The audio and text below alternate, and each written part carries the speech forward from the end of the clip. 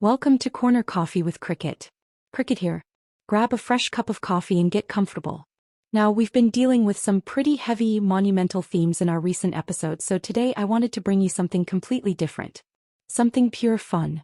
When life gets noisy, we all look for those comforting, familiar constants that ground our daily routine. For me, one of those constants is tuning into the evening news. But lately, I haven't just been watching the headlines. I've been conducting some hard-hitting, highly serious investigative journalism of my own. That's right. Today we are doing a complete, definitive deep dive into the official history of the news desk ties. Let's get into it. If I asked you right now how you track the passage of time, or maybe how you document the presence of a really supportive friend in your life, Yeah. you would probably give me a pretty standard answer, right? You might say that you keep a daily journal. Or maybe you just, scroll through the photo album on your phone to see who was there with you during those really big, pivotal moments. We definitely lean hard on those digital receipts, don't we? Oh, totally. Like saved text messages or the location tags on photos. We tend to prefer these very immediate, very literal snapshots of our timelines. Right, because it's instant. But what if I told you there is someone out there who tracks the passage of time, the resilience of surviving a major illness, and the steadfast support of a friendship by documenting the daily schedule of a local television news broadcast? Wow. And doing it entirely in yarn. I mean, it almost sounds absurd when you phrase it like that. It kind of does. Taking the highly structured, rigid world of a corporate television broadcast and forcing it into something so soft and deeply intimate. But it really is a profoundly beautiful reality. It is. And welcome to today's deep dive. We are thrilled you are here with us because our mission today is to explore a project that masterfully blends data visualization, television broadcasting, and just the raw reality of human resilience. Yeah, it's such a unique intersection of things. It really is. And our source material today comes from the Thai history narrative. It's this project documented in the Cricket's Wool Diary by Cricket Fox, Right. who you might already know from her blog and podcast, Corner Coffee with Cricket. The documents she has shared with us are they're a masterclass in how we can physically manifest emotions like gratitude and survival. Right. What we're analyzing today isn't just a crafting hobby. No, not at all. It is a systematic, highly structured, emotional record. Exactly. And to understand the physical objects Cricket is creating, we need to head over to Adelaide, Australia, specifically right into the Channel 9 newsroom. Yeah, the newsroom is the setting, but the story revolves around the people sitting behind the desk, specifically an anchor named Will McDonald. Now, Cricket and Will McDonald did not meet at, a media mixer or a local charity gala or anything. Their paths crossed during a uniquely vulnerable and honestly terrifying period in both of their lives. They were both battling cancer at the exact same time. And that kind of shared experience, it just immediately strips away the usual social barriers. Right. Absolutely. It cuts right to the core. Yeah. And what stands out in the source material is how Will handled his diagnosis publicly. Cricket describes his approach as one of raging positivity. I love that phrase. It's so powerful. He made a very deliberate choice to be incredibly open with the public and with the whole city of Adelaide about his medical journey. I am just fascinated by that phrase, raging positivity. Yeah. Because it completely reframes how we usually think about optimism. Right. It makes it active. Yes. It's not passive. It's not just, putting on a brave face and smiling through the pain. Raging implies a fight. It's an active, almost defiant choice to face a life-threatening illness with light as a weapon. Defiant is the perfect word for it. And that public defiance wasn't just inspiring in a vague feel-good sense. It had a very practical, life-altering impact on Cricket. Because of Will's highly visible journey, Cricket found her way to the Cancer Council. Which became an absolute lifeline for her. The documentation notes that the Cancer Council provided Cricket with tremendous support, essential resources, and just guidance. Yeah. But beyond the clinical help, it provided a community of individuals facing the exact same terrifying existential challenges. It pulled her out of isolation. Because, when you are navigating something as daunting as cancer, just having a community that understands the vocabulary of your fear. Oh, the vocabulary. Like knowing what it's like to wait for scan results or how a specific medication makes you feel. That is everything. It really is. Will was the catalyst for Cricket finding that room of people who understood. But the reality of a highly public battle is that you need a deeply private fortress. Someone has to hold the walls up when the cameras are off. And that is exactly where the third person in this narrative comes in. In the Adelaide newsroom, the headlines are really only half the story. While Will was out there sharing his journey and projecting that raging positivity to the city, he absolutely was not walking that path alone. We need to talk about Brenton Raglas. Yes, Brenton. He is the 6 p.m. desk anchor at Channel 9. And Cricket actually met Brenton out in the community at local Adelaide events, completely separate from the news broadcast. Right, just out and about. Yeah, she saw his genuine character firsthand, completely unscripted. And look at what Cricket is realizing here. She recognizes the unseen support systems that keep people going.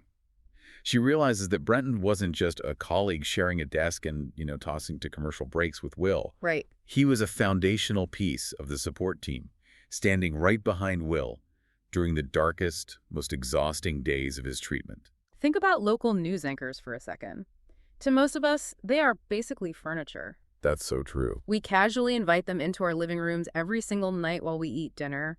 We see them in their tailored suits, reading the teleprompter, projecting total authority and calm. Always perfect. Always. We rarely pause to think about their private lives or the internal dynamics of their office. But Cricket manages to look past the polish of the broadcast and spot this vital support network hiding in plain sight behind the news desk. She looks at a public broadcast and sees a deeply private bond of survival.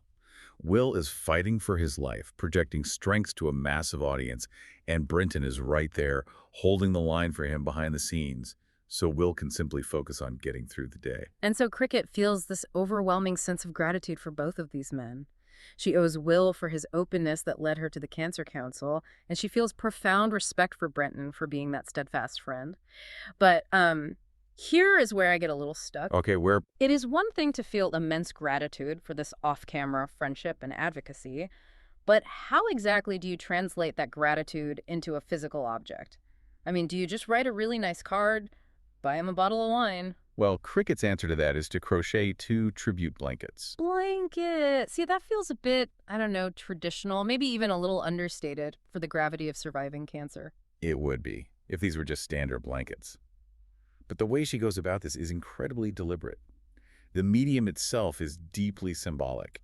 She isn't just wandering into a craft store and picking pretty colors. Okay, let's get into the physical construction then, because Cricket refers to the foundation of these blankets as the ink. Yeah, it's a striking choice of words. Calling it the ink immediately tells you that she views this blanket as a document. Right. It is a historical narrative being written stitch by stitch. So the ink refers to a 9-row navy crochet foundation on both blankets. 9 rows of deep, solid navy.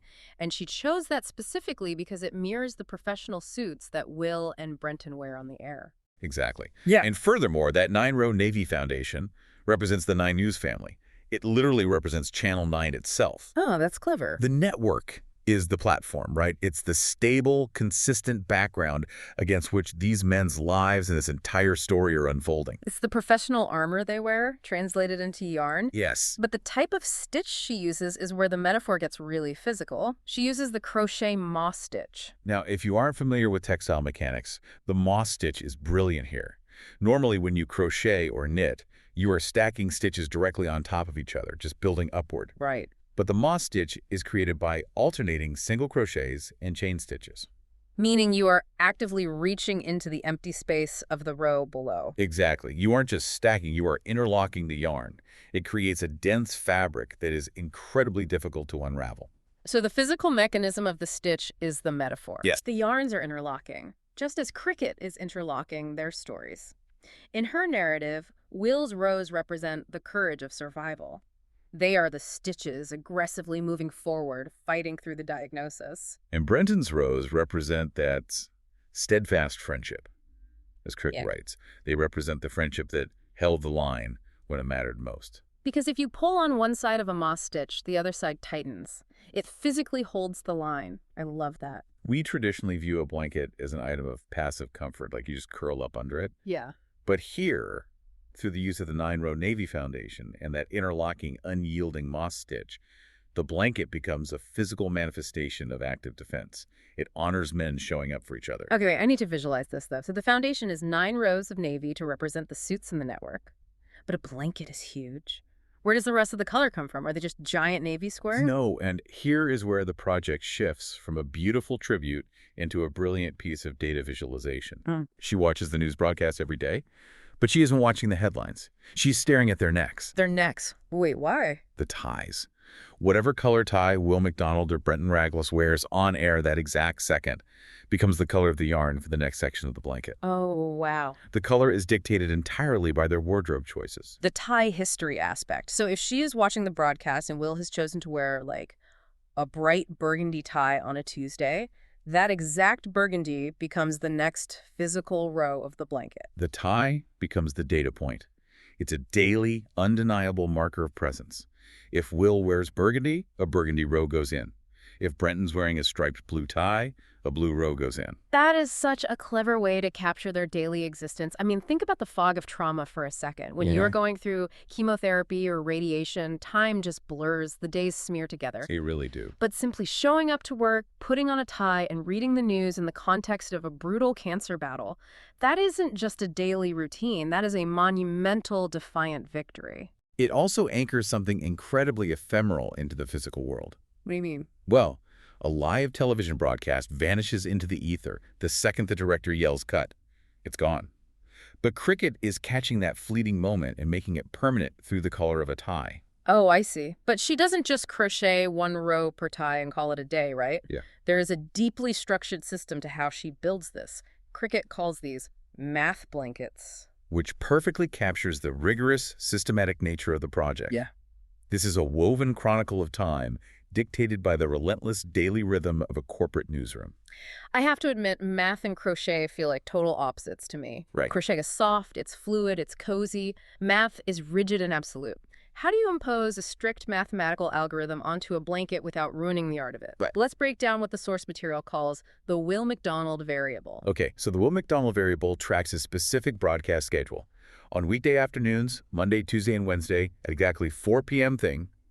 Cricket adds 4 rows of that day's tie color. 4 rows for 4 p.m. Yes. But his schedule shifts on the weekends. Will anchors the 6 p.m. broadcast, joined by his co-anchor, Alice. For those weekend broadcasts, Cricket changes the math. She adds exactly 6 rows of his tie color. 6 rows for the 6 p.m. broadcast. She's essentially turning a television programming schedule into a literal algorithm for crochet. Exactly. If it's a weekday afternoon, run the 4-row loop. If it's a weekend evening, run the 6-row loop. It creates a visual rhythm, 4, 4, 4, 6, 6. When you look at the finished piece, you can quite literally read the blanket and see his working week. You see his endurance physically mapped out in the width of the stripes. And that algorithm extends to Brenton as well, right? The source calls it the Brenton Ragles variable. Yeah. For his weeknight broadcasts, which are at 6 p.m., Cricket adds exactly 6 rows of his tie color to represent the support team standing by Will. 6 rows for 6 p.m. weeknights. You know, we usually think of data tracking as something cold or purely transactional. Like corporations track data to optimize ad revenue, algorithms track our clicks to sell us things. Yeah, it feels very sterile. But why do we track data in our personal lives? When faced with the absolute chaos of a cancer diagnosis, where doctors dictate your schedule and your own body feels completely out of your control, tracking mundane data is a psychological anchor. It's a way of taking back control. Precisely. Cricket is tracking this data to prove that someone was there.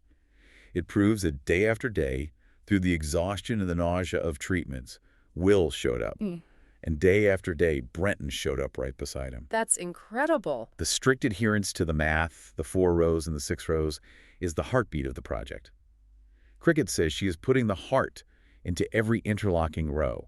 And she achieves that by refusing to deviate from the math of their reality. For you listening right now, think about your own day-to-day for a second. Think about that coworker who reliably forwards you the meeting notes so you don't fall behind. Or the friend who always texts you on Tuesday mornings just to check in. We treat those things as background noise, don't we? We do. We totally take it for granted. But what Cricket realizes here is that this background noise, the routine, the mundane schedules, is actually the foundation of survival. She takes the rigidity of a television schedule, something dictated by executives and advertisers, and completely reclaims it. She reclaims that 4 p.m. slot and that 6 p.m. slot and turns them into monuments of human endurance. When you look at the blanket, you aren't seeing a TV schedule. You are seeing Will battling through the fatigue of a Wednesday afternoon. You are seeing Brenton holding the line on a Tuesday night. And remember, Cricket wasn't in the doctor's office with Will. She wasn't privy to the private, off-camera moments of exhaustion between Will and Brenton. Right. But she found a way to bear witness to their journey from her own vantage point. She used the only information she had access to, their public broadcasts, their daily ties, to create a deeply intimate record. It reminds me of how historical tapestries were woven to record great battles. Only here, the battle isn't happening on a field with cavalry. It is happening in a hospital ward and in the quiet moments behind a news desk in Adelaide. And the record of that battle is being woven with navy yarn and the fluctuating colors of men's silk ties. What is truly remarkable is that by making two distinct blankets, she honors the dual nature of any crisis. There's the person going through the trauma, Will, representing the courage of survival, and there's the person supporting them, Brenton, representing the steadfast friendship. Yeah. We often focus solely on the person who is sick, but both roles are vital. Both require immense strength. And in Cricket's project, both roles are given equal weight, equal math, and equal respect. It really forces you to redefine what a support system looks like. I feel like we are conditioned to look for grand cinematic gestures. Oh, for sure. But sometimes a support system is just your friend sitting next to you at work, doing his job, wearing his tie, and making sure the 6 p.m. news goes off without a hitch so you can focus on just getting through the next hour. Through her own lens of battling cancer, Cricket recognized the monumental weight of that everyday support, the repetitive nature of the math row. The 4 rows, the 6 rows, day in and day out, mirrors the repetitive nature of healing. How so? Well, healing isn't a singular overnight event. It is a daily practice. You build it one mundane stitch at a time. That is so beautifully put. So to bring all of these threads together, well, metaphorically speaking, Cricket Fox took the highly scheduled, mundane daily routine of the Adelaide Channel 9 newsroom. She took the shared, terrifying trauma of a cancer battle. And she took the quiet, steadfast, off-camera support of a colleague. Yeah. And she wove all of those complex elements into these math blankets using nothing but a 9-row navy foundation, the locking mechanism of the moss stitch, the colors of broadcast ties, and a strict algorithm based on the television schedule. It is a stunning achievement in emotional data visualization. It proves that information and data aren't inherently cold. When viewed through the lens of human connection, data can be a warm, tactile record of survival and friendship. And it challenges us to think differently about how we document our own lives. We don't just have to rely on the digital photos of our vacations or the major milestones. The data of our daily routines holds so much emotional weight if we just bother to look closely enough. It asks us to look at a schedule or a piece of clothing and see the profound human story encoded right there within them. Which leaves us with a final thought for you to mull over today. If you were to create a math blanket based on the daily routines of the people who support you in your own life, say tracking the color of a coworker's coffee mug every morning, or mapping out the exact minute your best friend texts you every afternoon, what kind of pattern would your support system weave? Oh, I love that. And how might visualizing your own community's daily repetitive habits change the way you appreciate them being there for you day after day? That is a beautiful lens through which to view your own daily life. It really is. So until next time, keep an eye on the details around you. You never know what kind of beautiful algorithm they might be weaving. And that is the grand history of the news desk wardrobe. Who knew a simple necktie could bring so much routine and a bit of a smile to the end of the day? I'll definitely be auditing tonight's choice the second I get home to see if my predictions were right.